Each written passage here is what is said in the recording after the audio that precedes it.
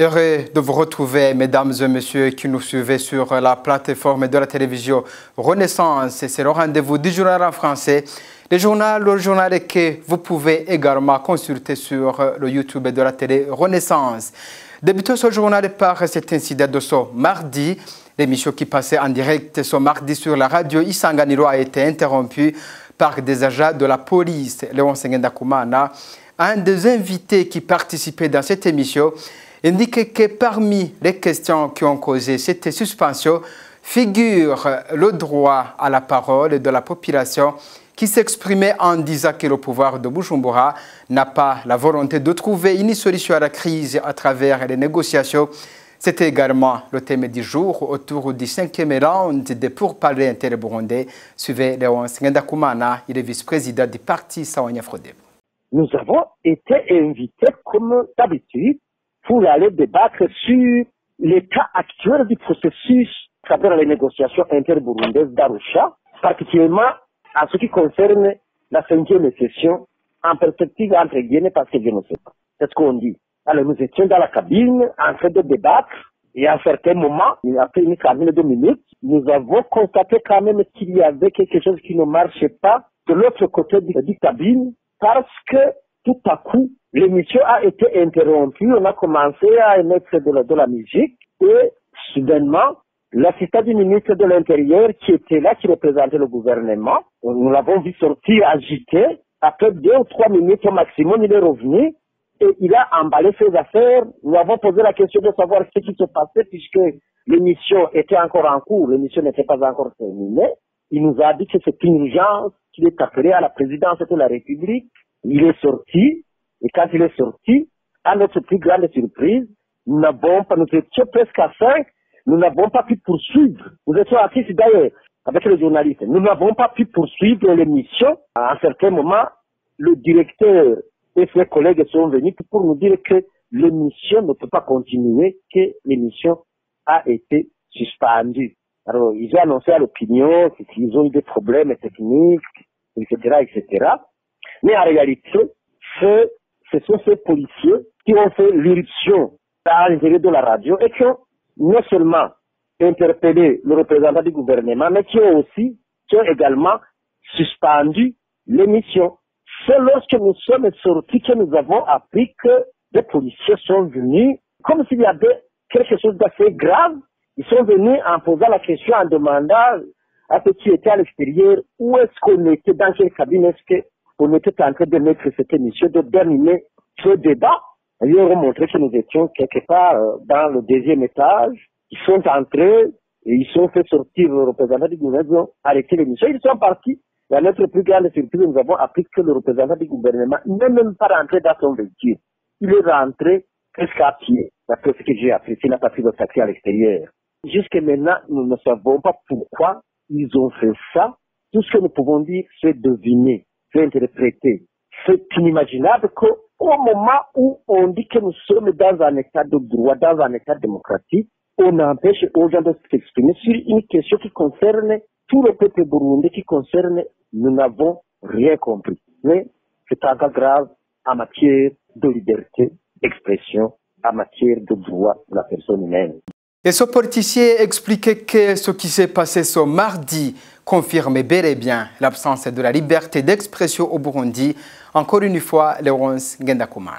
À mon avis, le gouvernement a eu peur de l'évolution du débat parce qu'on était en train de pointer du doigt que c'est le gouvernement, que c'est le pouvoir de Bujumbura, que c'est le parti CNDD-FDD qui constitue le blocage de ces négociations, de ce dialogue politique, comme ils ont l'habitude de le dire, et surtout qu'on avait donné aussi le droit à la parole à la population qui s'exprimait directement aussi, et qui pointait du doigt d'abord le gouvernement, ensuite les politiciens. Ils ont dit qu'on se soucie des intérêts uniquement de ceux qui sont au pouvoir, de ceux qui cherchent à accéder au pouvoir, que ni le pouvoir ni les partis politiques n'ont pas la volonté de trouver des solutions à la crise burundaise, de trouver des solutions à la pauvreté, à la misère et au chômage. Ils nous recommandaient d'avoir pitié de ce peuple qui souffre, qui croupisse dans la misère.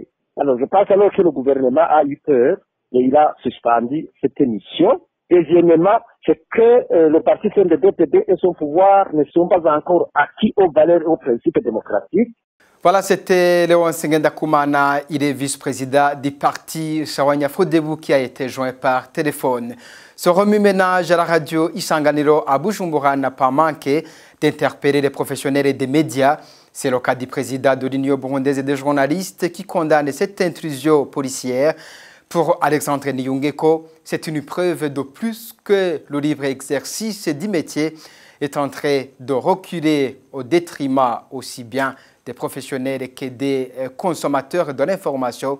Suivez Alexandre Niyongeko qui s'est entretenu avec Franck Kaz. C'est inédit, c'est même, je dirais, une pratique plutôt digne d'un autre âge et qui montre qu'effectivement le Burundi continue à s'engouffrer et continue à aller aussi bas, aller tellement bas plutôt que tellement bas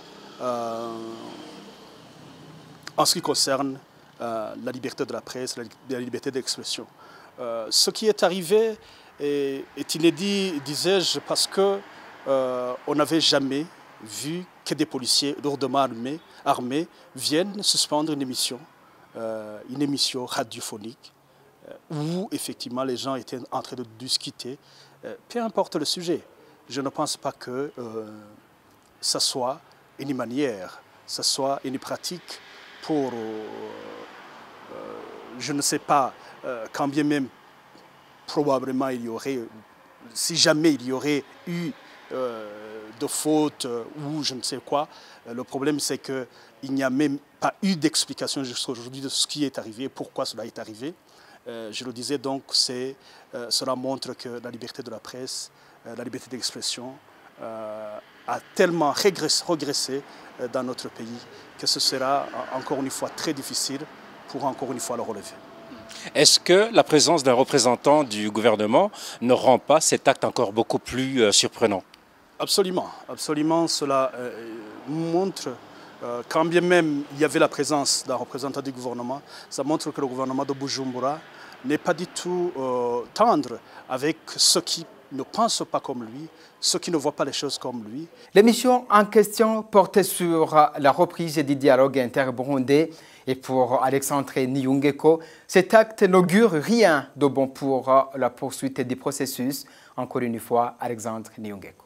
Il serait étonnant qu'on puisse avoir des résultats escomptés dans un dialogue qui serait en vue, surtout quand on voit un interlocuteur comme le gouvernement qui n'est même pas prêt à discuter dans une émission radiophonique avec ses opposants, avec les gens qui sont d'une autre, qui pensent plutôt d'une autre façon. Ce serait très bon, ce serait une bonne surprise que si jamais les résultats étaient différents de ce que nous constatons pour le moment sur le terrain.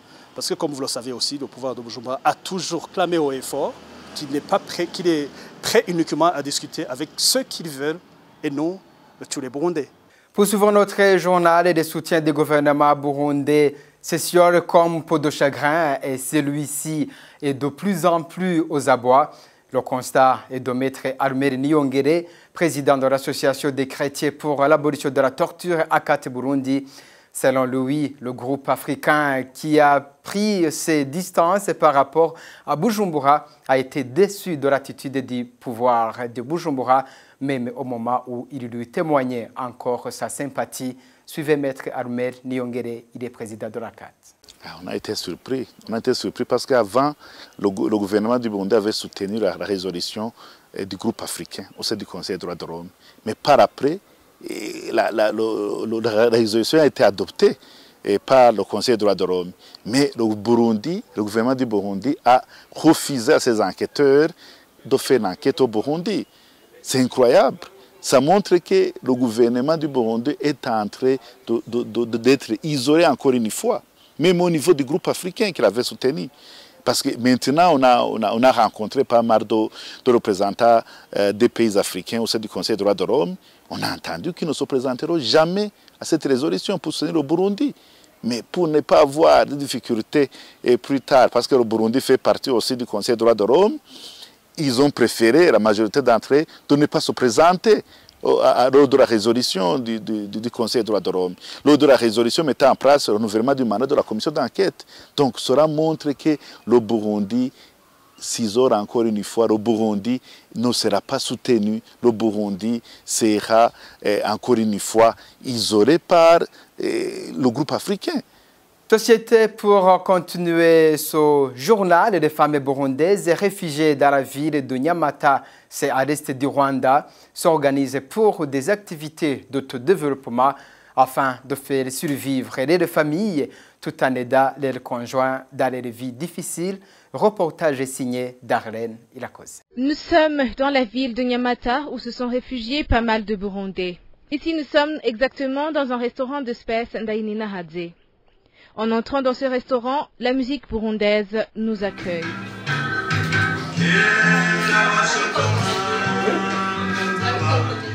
Space vend de l'eau, des œufs, des jus, etc. Pour elle, ce métier l'aide à sortir de l'isolement. Rester à la maison la fera désespérer. Rester à la maison sans activité pour un réfugié peut causer la perte de la morale. C'est pourquoi, petit commerce soit-il, il y a une différence pour celui qui reste à la maison. À côté de ce restaurant, il y a le marché central de Nyamata. Dans ce marché, on trouve beaucoup de femmes burundaises qui font leur petit commerce de chaussures, des habits et d'autres marchandises. Cette femme nous affirme aussi qu'au lieu de rester à la maison, elle préfère aller travailler afin de gagner le pain quotidien. J'ai commencé le commerce en septembre 2015. En situation d'exil, j'ai voulu chercher comment nourrir ma famille pour ne pas rester les bras croisés. Je n'ai pas beaucoup de produits, mais je parviens à mieux vivre avec ma famille. Ces activités leur permettent d'avoir un petit bénéfice, mais dans ce métier, elles rencontrent des problèmes qui ne leur permettent pas d'engranger leurs bénéfices, comme l'indique cette femme. Avec le petit capital que nous avons, il nous est difficile de payer le loyer et les taxes. Autre défi qu'on rencontre, nous les commerçants burundais, on n'a pas les documents de voyage. Les autres voyagent en Ouganda pour faire leurs achats à l'étranger, aussi bien à bas prix. Alors, nous, on est obligés de les racheter à un prix exorbitant à ces gens mêmes. Nous, on ne dépasse pas Kigali. Elle demande au HCR de leur trouver des documents de voyage afin de pouvoir s'approvisionner dans d'autres pays. Liberté dans notre commerce, qu'on nous accorde l'opportunité de voyager. Je veux dire avoir accès aux documents de voyage. Il y en a même celui qui possède un capital, mais qui ne peut pas avoir la chance de dépasser les frontières pour la simple raison, le manque de documents de voyage. Dans leur métier, ces femmes s'entraident avec leurs conjoints pour faire survivre leur famille et elles mentionnent que ça ne leur importune pas dans leur devoir de foyer. L'actualité régionale, après pour clôturer ce journal, le président Joseph Kabila a dénoncé l'ingérence de certains États membres de l'Organisation des Nations Unies dans les affaires internes de son pays. Ainsi, il demande à la communauté internationale de se tenir à distance du processus électoral de son pays. Par ailleurs, il considère que la mission de l'Organisation des Nations Unies pour la stabilisation du Congo, MONUSCO, en place depuis 20 ans est inutile et exige son retrait du sol congolais. Le chef de l'État congolais a tenu ses propos lors de la 73e Assemblée générale des Nations Unies en cours. Suivez. Nous ne saurons pas faire de l'ONU une organisation pour tous si l'ingérence caractérisée de certains gouvernements dans les affaires relevant sans aucun doute de la politique intérieure des États en violation des règles qui la régissent est dangereusement tolérée, sinon banalisée. Voilà qui explique la position de mon pays de dénoncer et de s'opposer à toute ingérence dans le processus électoral en cours et de financer l'entièreté de ce coût opérationnel. Aussi, 20 ans après le déploiement des forces onusiennes dans mon pays, et en raison de leurs résultats largement mitigés au plan opérationnel, mon gouvernement réitère son exigence du début effectif et substantiel du retrait de cette force multilatérale. Voilà, c'est par cette actualité régionale que je mets un point final à ce journal. Merci de nous tenir compagnie. Au revoir, à la prochaine.